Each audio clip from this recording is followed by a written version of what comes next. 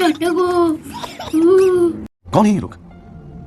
कहाँ से आते हैं? ও বাবা একটা কাস্টমার আসছে। ঠিক আছে ওকে পাঠিয়ে দাও, আমি মুরগি করেই ছাড়বো। ঠিক আছে ঠিক আছে পাঠিয়ে দিচ্ছি। ওম তিরিং বিরিং সাহা জয় তারা জয় বিরিং সাহা জয়। বল বাসা তোর কি হয়েছে? বাবা আজকাল আমার ব্যবসা একদম চলছে না বাবা, খুব অসুবিধা হচ্ছে বাবা, এরপরে আমরা না খেতে পেয়ে মরে যাবো। আপনি কিছু একটা করুন বাবা, কিছু একটা করুন।